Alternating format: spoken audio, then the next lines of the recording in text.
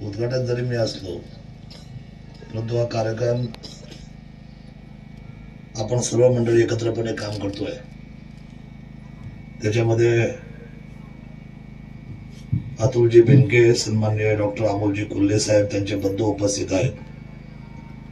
आदरणीय अमोलजी सातपुते, सन्माननीय स्मिता राजहंस, अमोलजी शिंदे, प्रदीपजी चव्हाण, या गावचे प्रथम नागरिक आमचे मित्र अजिंक्यजी गुलाब, राजूजी डुंगरे आणि सर्व या गावचे सर्व नागरिक, सर्व सन्माननीय आजी माजी पदाधिकारी, फॉरेस्ट डिपार्टमेंटचे सर्व आमचे सहकारी, पत्रकार बंधू, उपस्थित सर्व बंधू आणि भगिनी, खरं तर खूप विस्तृत भाषण झाले, बराच वेळ गेला, पण तुम्ही जेवढं काही सांगितलं ना त्याचा निर्मितीकार शरद सोनवणे।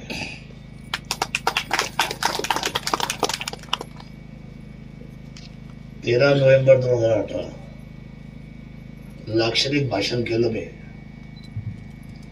आणि सांगितलं की जसे बिबट सफारी गरजेची, बिबट सफारी सुद्धा कोणाला माहित नव्हती, कोणी मांडली सर, कोणी नाही, कोणाला माहित नाही। मी आदरणीय वल्लभ शेठ बेनके आणि बाळासाहेब दांगडेंना धन्यवाद देतो की 2002 मध्ये त्यांनी आपला हा मार्ग मोकळा केला, बिबट सफारी, बिबट निवारा केंद्राचा, आणि तदनंतर माझ्या वाट्याला संघर्ष उभा राहिला। मी जनता माझ्या डोळ्यासमोर जाताना पाहिली, मरताना पाहिली, आणि तिथून पुढे मी निर्णय पक्का केला की ज्या संवेदनशील पद्धतीने मांजर कुळातला हा प्राणी ज्या संख्येने वाढत चाललाय तो मोठा धोका आहे, आणि हा धोका उद्या आपल्याला अतिशय त्रासदायक होणार आहे वाणीसाहेब। आणि म्हणून मी त्यावेळेला पहिल्यांदा बिबट सफारी मांडली। काही लोकांनी त्याला अर्थ असा केला की बिबट सफारी म्हणजे सगळेजण बिबटे तिकडे जातील की काय, परंतु तसं नाहीये। बिबट सफारी हे आपलं संघर्षाचं, परंतु त्याच्यामधून आपलं संधीचं साधन आपण शोधलं। संधी कोणती? तर रोजगाराची, आणि रोजगाराची संधी आपण लोकांसमोर आणली। आणि मला माहिती आहे की जगातले सगळ्यात चांगले मोठे देश हे पर्यटनावर स्वतःचा अर्थकारण घेऊन चाललेले, आपल्याला कल्पना आहे। आणि या सगळ्या गोष्टींमध्ये आपण त्याच्यातून नवीन वाढ निर्माण करायचा प्रयत्न केला। नंतर हळूहळू असं झालं की खूप मोठ्या प्रमाणामध्ये या प्रजातीने इतका त्रास द्यायला सुरुवात केलं की रोज एक दिवसाआड पशुधन तर गेलंच सर्व, परंतु मानवी जीवनावर अटॅक झाले आणि खूप सारी मंडळी आपल्याला सोडून गेली। आजही भीती मनामध्ये तीच आहे, आजही तेच वातावरण आहे आपल्या अवतीभोवती सर्वांच्या, आणि ते कमी करायचं असेल तर बिबट संघर्षासाठी आम्ही हे 2 लढे दिले मोठे। नंतर एक आळेपाड्या चौकामध्ये, आता काही माझे मित्र म्हणतात, हे म्हटले की अतुल शेठ ते राजकीय होतं, पण ते राजकीय असू शकत नाही, ती गरज होती। जेव्हा गरज उभी असते त्यावेळेला शरद सोनवणे भक्कम असतो, आणि पालकत्व खांद्यावर मी 2006 पासून या तालुक्यामध्ये काम करतो, आणि लढाई ही सर्वसामान्य जनतेच्या अस्तित्वाची आहे। त्यावेळेला ते आंदोलन सोडलं, त्याच्यानंतर मुंबईला आपण गेलो, मुंबईला पालकमंत्र्यांसोबत बैठक झाली, अनेक उपाययोजनांमध्ये आपण चर्चा केली, आणि तिथून आपण अनेकशे शब्द घेतले, ते आपण प्रामाणिकपणे प्रयत्न करत होतो, परंतु त्याच्यातून काही ठिकाणी थोडंफार यश येतंय, काही ठिकाणी अजून यायचं बाकी आहे।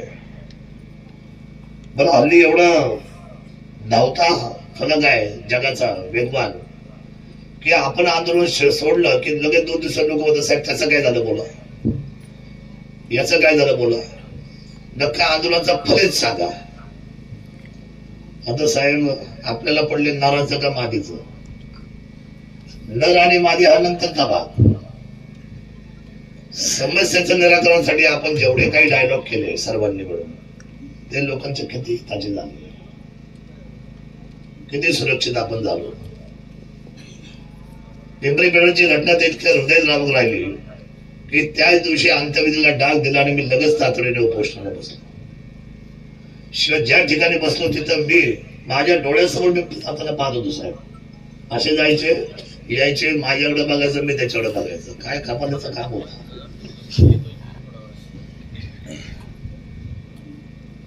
लोक मला म्हणतात हा माणूस वेडा आहे, ठार वेडा आहे. ठार वेडा आहे, वेडा आहे का ध्येय वेडा आहे.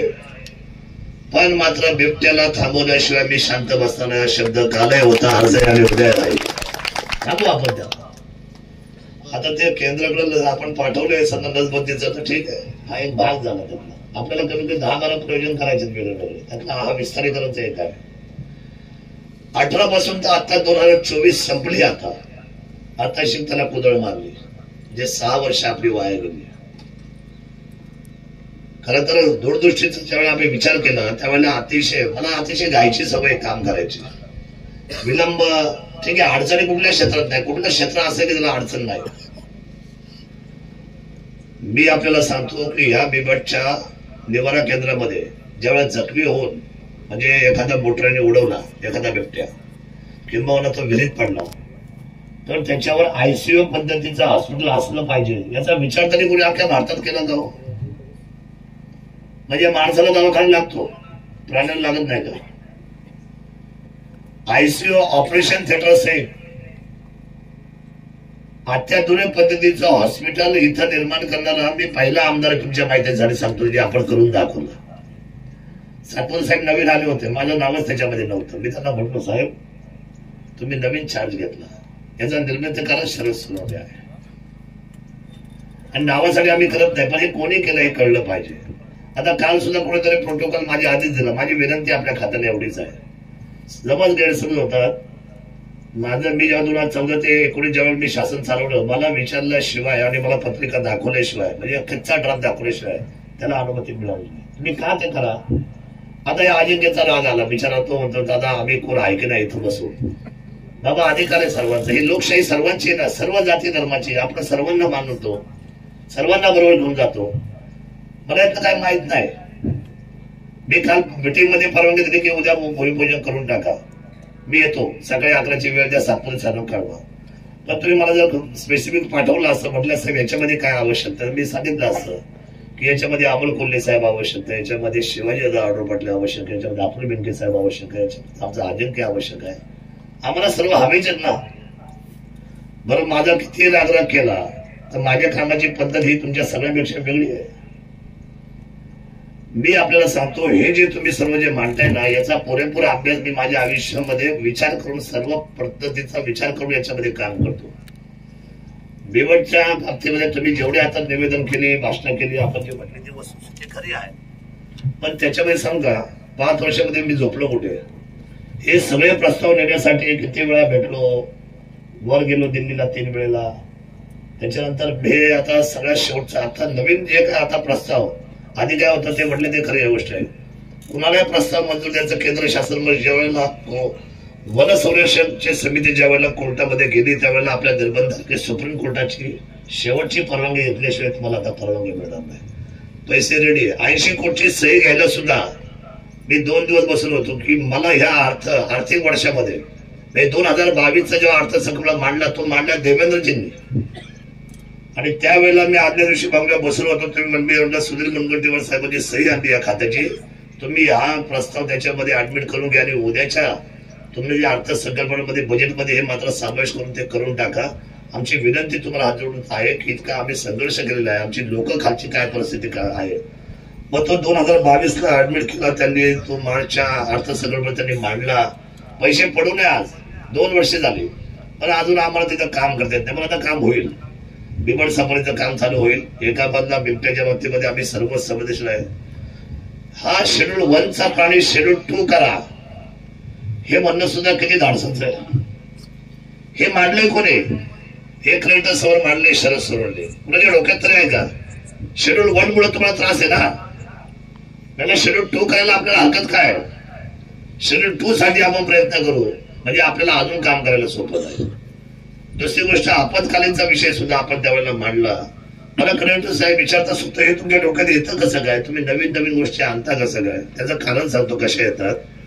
आपण जर 24 तास जर आपण फक्त माणूस आणि माणसाच्या तालुक्याच्या बाबतीतला आपण जर जडणघडणीचा बारकाईने अभ्यास केला तर याच्यावर आपल्याला सगळे मार्ग मिळतात. असा एकही गोष्ट नाही की या संघर्षात कुठला मार्ग मिळणार नाही. 100% आपल्याला सगळे मार्ग मिळतील. आज मी आपल्याला सांगतो की आम्ही एकत्र सगळे मंडळी जे आता काम करणार आहे ते या तालुक्याच्या विकासाच्या दृष्टीने आम्हाला फार महत्वाचा आहे. हा तालुका आम्हाला मॉडेल करायचा आहे महाराष्ट्र राज्याचा.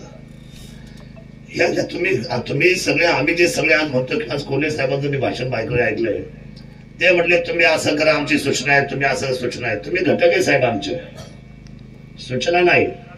तुम्ही आमच्या बरोबरीने काम करायचं. आता आपण सगळे एकत्र काम करायचंय कारण तुम्ही हॉट सीटवर आहात, तुम्ही आमचे खासदार आहात. मला जर कोणी विचारलं उद्या की शिरूर लोकसभेचे तुमचे खासदार कोण, तर आमचे खासदार कोण आहे काय सांगायचं आम्ही, आमचे खासदार आहे अमर कोल्हे साहेब. त्यामुळे आपण एकत्र आहोत सगळे. आणि तुम्हाला सांगतो कुठल्याही युती आघाड्या कामाला थांबवत नाही. मी मनसेचा एकमेव आमदार होतो, थांबलो का? म्हणजे रेकॉर्ड ब्रेक 2242 कोटी रुपये घेऊन आले तुमच्या सर्वांच्या साक्षीने.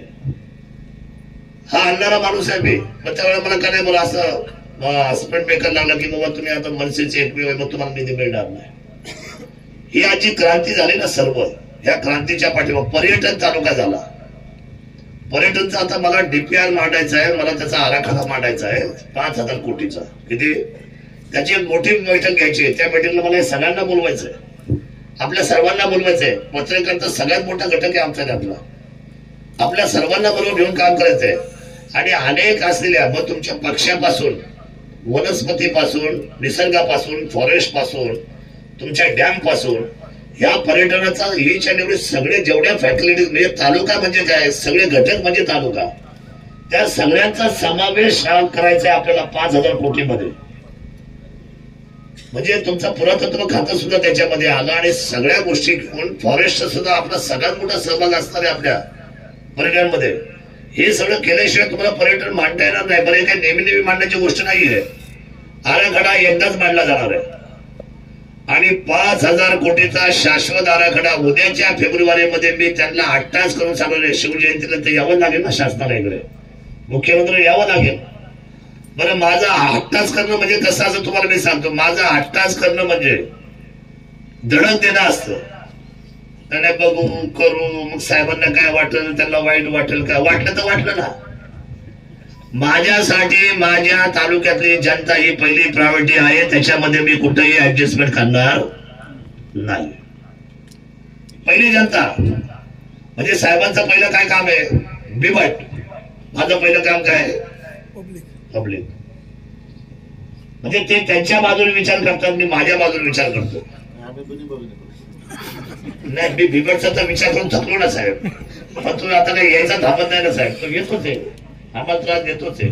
मग त्यासाठी हॉस्पिटल कशाला बांधलं असतं आम्ही, त्याचा विचार करून झाला. पण त्याला आता सवय लागली अंगावर यायची. शुगर कॅन मधला झाला, आता तो इथंच जगतोय, इथंच वाढतोय, आपल्यामध्येच खातोय पितोय. तर माझी विनंती एवढीच आहे आपल्या प्रशासनाला, तुमचं कौतुक अजिंक्यनं खूप केलं. कौतुक अधिकाऱ्यांचं करणं हे आमचं जबाबदारी आहे. कारण का कौतुकासाठी आपण सगळ्या मंडळींनी आता खूप आपल्या सर्वांची जबाबदारी वाढली. जबाबदारी अशी वाढली आहे की जोपर्यंत हा संघर्ष थांबत नाही ना तोपर्यंत आपल्याला आता पायाला पानं बांधली पाहिजे.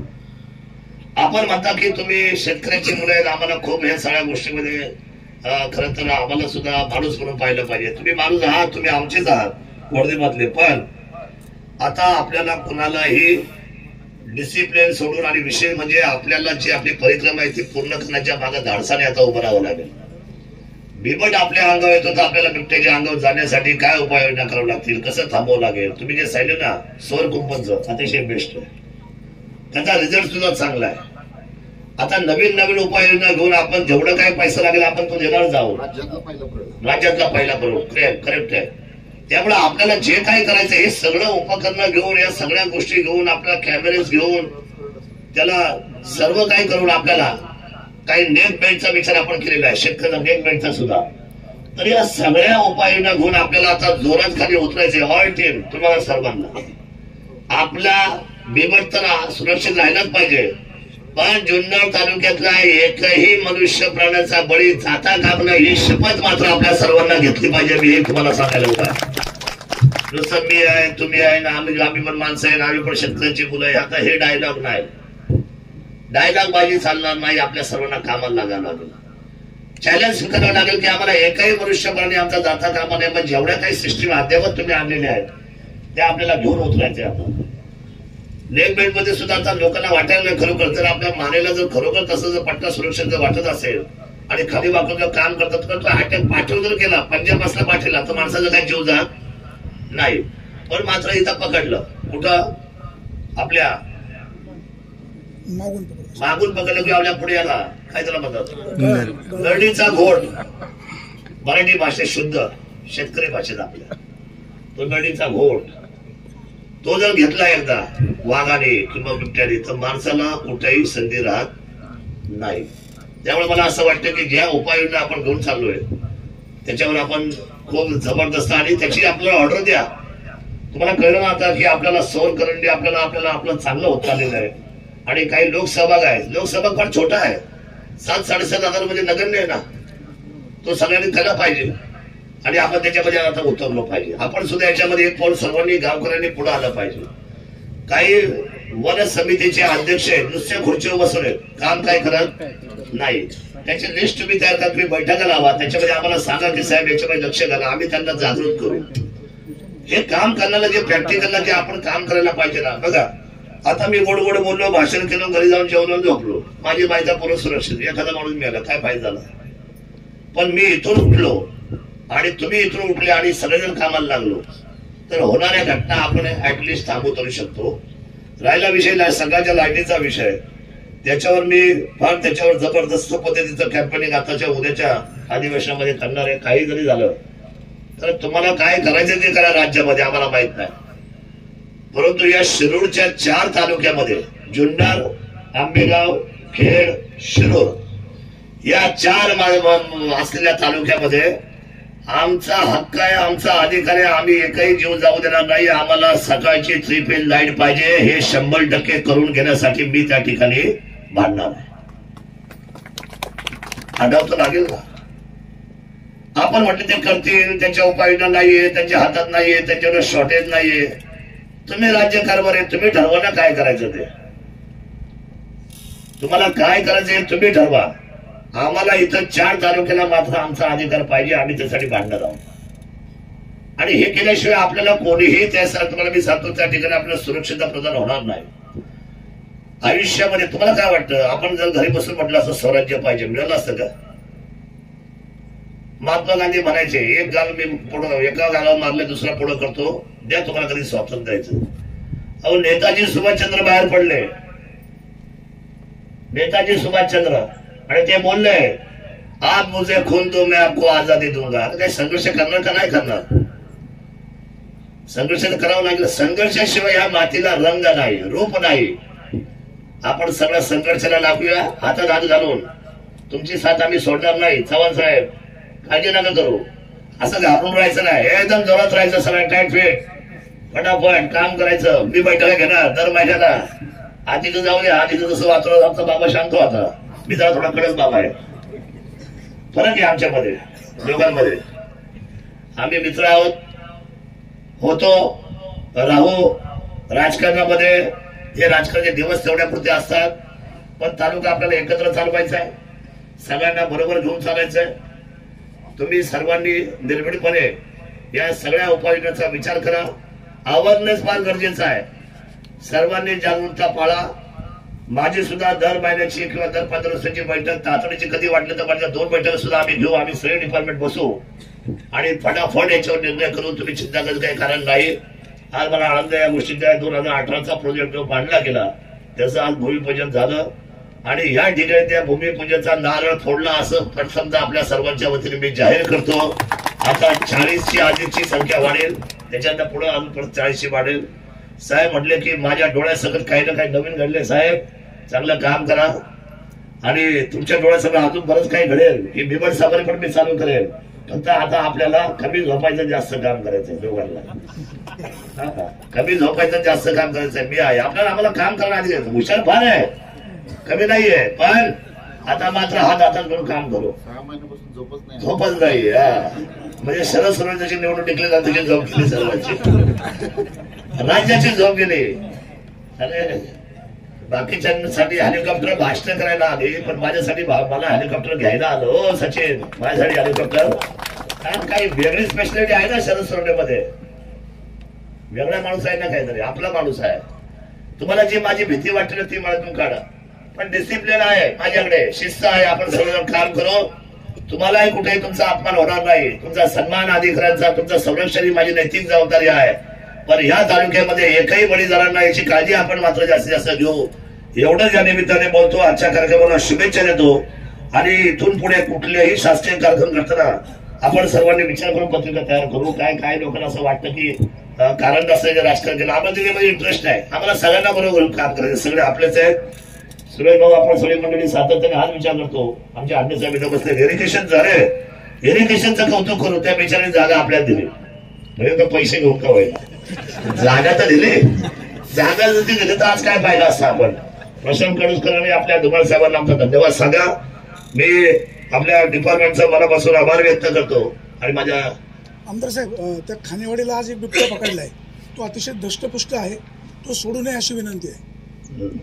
एक पोरगं वाचलं, 12 वर्षाचं मुलगा वाचलं आणि तो मुलगा ठार झाला असता.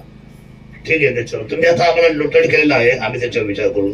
ठीक आहे. Yes sir, thank you. धन्यवाद आपल्या सर्वांना. खूप आनंदात राहा, सुखात राहा, चांगले राहा, चांगला विचार करा, वाईट विचार करू नका. आणि वाईट काय कोणाला पाठवायचा प्रयत्न करू नका. सगळं चांगलं आत्मीय करा.